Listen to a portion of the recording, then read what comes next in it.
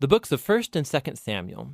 They're two separate books in our modern Bibles, but that division is due simply to scroll length. It was originally written as one coherent story. We're just going to cover the book of 1 Samuel in this video. So after Israel was rescued from slavery in Egypt, they made a covenant with God at Mount Sinai and eventually came into the Promised Land. And there, Israel was supposed to be faithful to God and obey the covenant commands. Before the book of Samuel, Judges showed how Israel failed at that task big time. It was a period of moral chaos, and it showed Israel's need for wise, faithful leaders. The book of Samuel provides an answer to that need. The book of Samuel's story focuses on three main characters: the prophet Samuel, where the book gets its name, and then King Saul, and after that, King David. And all three of them transitioned Israel from a group of tribes ruled by judges into a unified kingdom ruled by King David in Jerusalem. And the book of Samuel has a fascinating design that weaves the story of these three characters together in four main parts. Samuel, he's the key leader and prophet in the first section of the book, but then he also plays a key role in the next section, which is Saul's story, and it's told in two movements: Saul's rise to power and then his failures. And the second part is about his downfall and his tragic death. And then the drama of Saul's demise is matched by David's exciting rise to power. And then David's story is told in two movements. First, he rides the wave of his success, followed by his own tragic failure and the slow self-destruction of his family and then his kingdom. The book concludes with an epilogue that reflects back over the whole story. So let's dive in and see how this all unfolds. Part 1 picks up from the chaos of the book of Judges, and we're introduced to a touching story about a woman named Hannah. And she's grieved because she has never been able to have children. And by God's grace, she finally has a son named Samuel. And in joy, she sings this amazing poem in chapter 2. And the poem is all about how God opposes the proud and exalts the humble, about how despite tragedies and human evil, God is working out his purposes in history. And also it's about how God will one day raise up an anointed king for his people. Now, Hannah's poem has been placed here at the beginning of the book to introduce these key themes that we're going to see throughout the whole story, like the next one.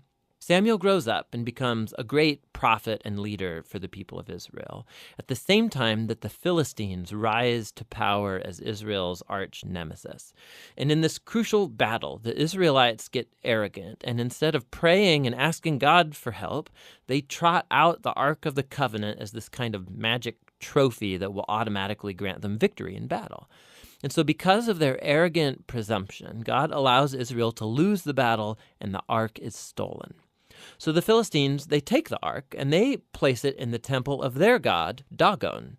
And then the God of Israel defeats the Philistines and the god Dagon without an army by sending plagues on the people. And then the Philistines don't want the ark anymore, obviously, and they send it back to Israel. And the point of this little story seems to be this: God is not Israel's trophy, and he opposes pride among the Philistines, but also among his own people. And so Israel needs to remain humble and obedient if they want to experience God's covenant blessing, which opens up into the next large section. The Israelites come to Samuel and they say, "Hey, we want a king like all the other nations have. Go find one for us." And so Samuel, he's kind of ticked off and he goes to consult with God. And God says, yes, their motives are all wrong, but if a king is what they want, give them one. And so we're introduced to the figure of Saul. Now, Saul is a tragic figure because he begins full of promise. He's tall, he's good-looking, he's a perfect candidate for a king. But he has deep character flaws. He's dishonest, he lacks integrity, and he seems incapable of acknowledging his own mistakes. And so these flaws become his downfall. He wins some battles at the beginning, but his flaws run so deep, he eventually disqualifies himself by blatantly disobeying God's commands. And so the aging Samuel confronts Saul and Israel. He had warned the people that they would only benefit from a king who's humble and faithful to God. Otherwise, the kings of Israel will bring ruin. So he informs Saul that God is going to raise up a new king to replace him. And so Saul's downfall begins, as God at the same time is working behind the scenes to raise up that new king. It's an insignificant shepherd boy named David. He's the least likely candidate to be king, but the famous story of David and Goliath shows that God's choice of David is not based on his family status, but simply on his radical and humble trust in the God of Israel. And so this story embodies all of the themes of Hannah's poem. Proud Saul and Goliath are brought low, while humble David is exalted. From here, we watch Saul slowly descend into madness, while David rises to power. So David starts working for Saul as a general, and he's winning all of the battles, and he's also winning all of the fame. And so Saul gets jealous, and he starts chasing David around, hunting him, trying to kill him. David's done nothing wrong, and so David simply runs and waits in the wilderness. And here we see David's true character. He has multiple opportunities to kill Saul, but he doesn't. He simply trusts that despite Saul's evil, God will raise up a king for his people. What's interesting, too, is that many of the poems of David that you find in the book of Psalms are linked to this very period of his life, and they all express the same attitude of trust. And so this section of the book ends with Saul coming to a grisly death after losing a battle with the Philistines. 1 Samuel tells some of the most intricate, well-told stories you find anywhere in the Bible, and the characters Saul and David, they're portrayed very realistically. And the author's putting them forward as character studies so that you can find yourself in them. So in Saul's story, we see a warning.